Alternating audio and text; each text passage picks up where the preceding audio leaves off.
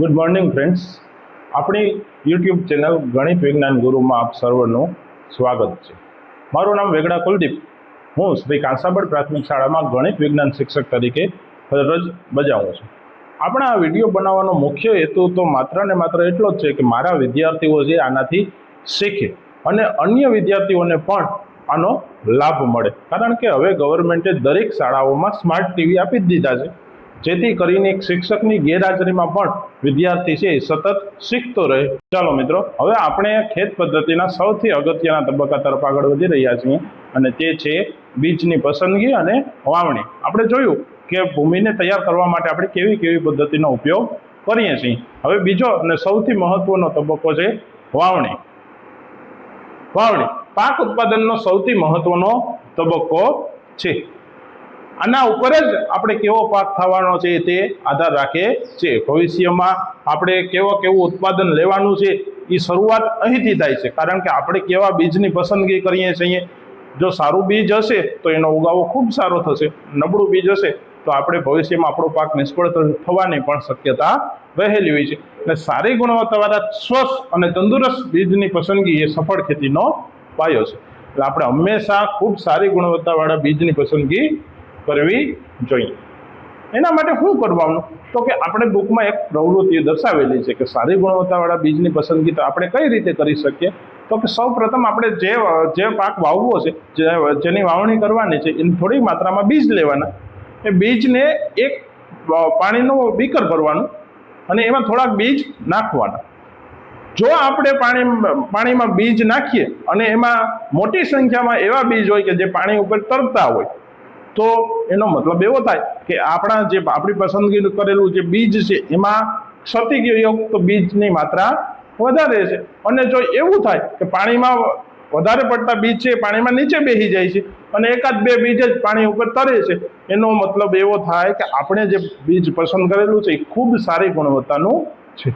આપણી બુકમાં આવી પ્રવૃત્તિ આપેલી છે કે પાણીમાં થોડાક તમે બીજ નાખો એટલે શું થશે તો કેટલાક બીજ છે એ પાણી ઉપર તરે છે, તમે અહીંયા જોઈ શકો છો. અને થોડા બાકીના બીજ છે, વધારે પડતા બીજ છે એ શું થયું છે પાણીમાં નીચે બેસી ગયા છે. એટલે આ જે ઉપરના બીજ છે એ કેવાય છે તો કે ક્ષતિગ્રસ્ત બીજ અને પોલા બીજ. એની અંદર વચ્ચે હવા ભરેલી હોય એટલે શું થાય, પાણી ઉપર તરે. એ વજનમાં હલકા હોય છે. અને સારા અને સ્વસ્થ બીજ વજનમાં ભારે હોય એટલે ક્યાં હોય તો કે નીચે બેસી જાય. એટલે આપણે આ પ્રવૃત્તિ દ્વારા આપણે નક્કી કરી શકીએ કે જે આપણે બીજ લીધા છે, પસંદ કર્યા છે, એની ગુણવત્તા કેવી છે, સારી છે કે ખરાબ. હવે બીજની પસંદગી થઈ ગઈ, ત્યાર પછીનો બીજો તબક્કો આવે છે એમાં વાવણી કરવી. તો પરંપરાગત રીતે ગળણી દ્વારા વાવણી કરવામાં આવતી. અહીંયા તમે જોઈ શકો છો ગળણી જેવું એક પાત્ર હોય છે, જેમાં એક નીચે એક હોલ વાળો પાઇપ હોય છે. અહીંયા તમે જોશો કે ખેડૂત છે એ આમાં હાથ દ્વારા ગળણીમાં બી નાખે અને એ આ પાઇપ દ્વારા ક્યાં જાય, હળ થ્રુ સીધા જમીનની અંદર દટાતા જાય. આ રીતે પરંપરાગત રીતે આપણે ખેતી કરતા હતા.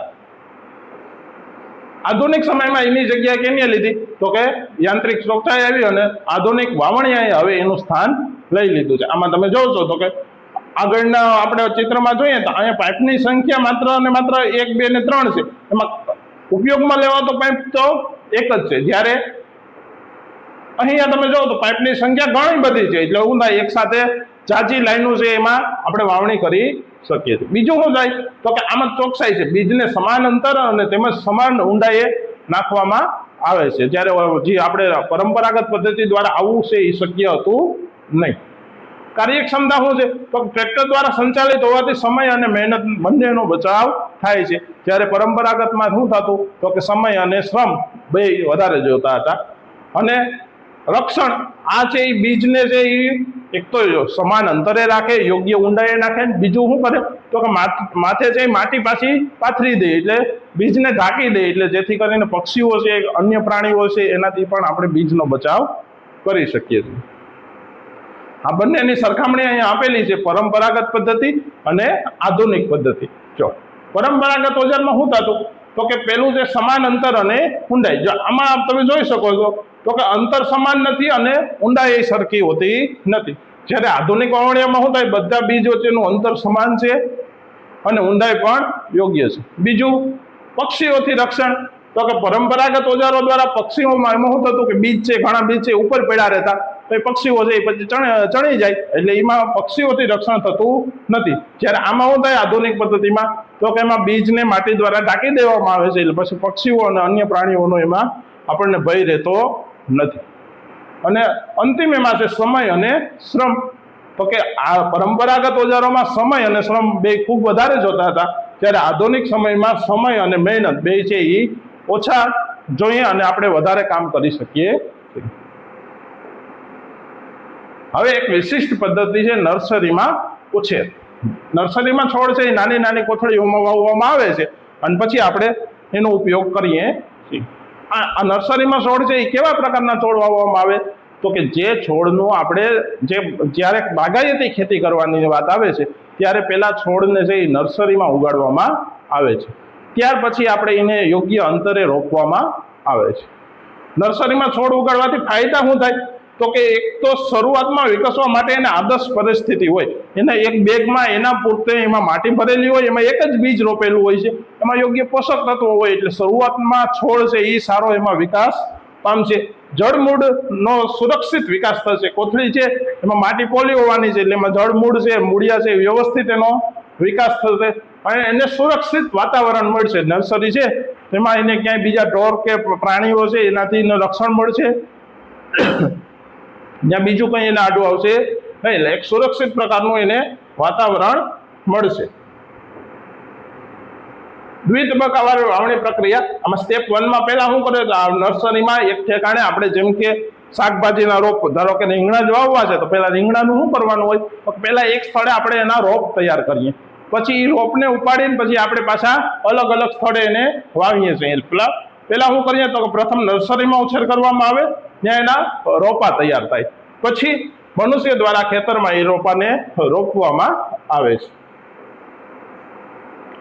હવે જગ્યાનું વિજ્ઞાન છે, તો કે અહીંયા આપણે એ સમજાવેલું છે કે જ્યારે આપણે પાક વાવીએ છીએ તો એ બે છોડ વચ્ચે યોગ્ય અંતર હોવું જરૂરી છે. જો એ બે છોડ વચ્ચે યોગ્ય અંતર નહીં હોય તો શું થશે, તો કે તે એ બધામાં છોડ છે એ એકબીજા સાથે હરીફાઈ કરશે દરેક વસ્તુમાં. એને પાણીમાં એક આ છોડ છે તો બધાય છોડ છે એ પાણી લેવામાં એક જ સ્થળે હોય છે તો બધાને પૂરતા પ્રમાણમાં પાણી નહીં મળે, પોષક તત્વો નહીં મળે, યોગ્ય સૂર્યપ્રકાશ નહીં મળે, એટલે શું થાય પછી આ બધા એકબીજા હરીફાઈ કરશે એટલે યોગ્ય પ્રમાણમાં એને પોષણ નહીં મળે, એટલે અમુક છોડ છે એ નબળા પડશે. જ્યારે પૂરતા અંતરે તમે છોડને વાવો તો શું થાય, તો કે એને યોગ્ય પાણી મળે, યોગ્ય સૂર્યપ્રકાશ મળે અને એના જે જમીનના પોષક તત્વો છે એ પણ યોગ્ય પ્રમાણમાં મળે. એટલે આપણે હંમેશા છોડને છે એ યોગ્ય અંતરે વાવવા જોઈએ. યોગ્ય અંતરના ફાયદા શું થાય, તો કે એને ભરપૂર માત્રામાં સૂર્યપ્રકાશ મળે, પૂરતા પ્રમાણમાં ભૂમિમાંથી પોષક તત્વો મળે, પૂરતું પાણી મળે અને અન્ય છોડ સાથે એને હરીફાઈ ઘટી જાય. એટલે આપણે યોગ્ય અંતરે છોડને વાવવા જોઈએ. સફળ ઉત્પાદનનો પાયો એ છે કે પહેલાં તો સ્વસ્થ બીજની પસંદગી કરવાની, યાંત્રિક ચોકસાઈવાળા ઓજારો વાપરવા અને છોડ વચ્ચે યોગ્ય અંતર વાપરવું.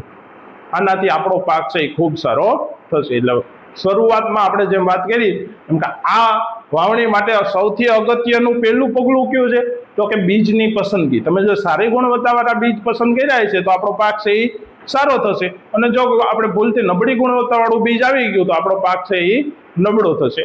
ત્યારબાદ બીજની પસંદગી થઈ ગયા પછી આપણે યોગ્ય ઓજારનો ઉપયોગ કરી અને એને વાવણી કરવી જોઈએ, જેથી કરીને કોઈ બીજ છે એ અલગ અલગ અંતરે ન રહી, ઊંડાઈ છે દરેક બીજની સરખી રહી અને વ્યવસ્થિત એની માથે ધૂળનું કવર થઈ જાય, જેથી અન્ય પ્રાણીઓથી એને નુકસાન ન થાય. અને ત્રીજું મહત્વનું પગલું એ છે કે બે છોડ વચ્ચે આપણે હંમેશા યોગ્ય અંતર રાખવું જોઈએ. જો યોગ્ય અંતર હશે તો એને પોષક તત્વો, પાણી અને સૂર્યપ્રકાશ માટે એકબીજા સાથે હરીફાઈ નહીં કરવી પડે અને દરેક છોડ છે એ સ્વતંત્ર વિકાસ પામશે અને આપણને સારો પાક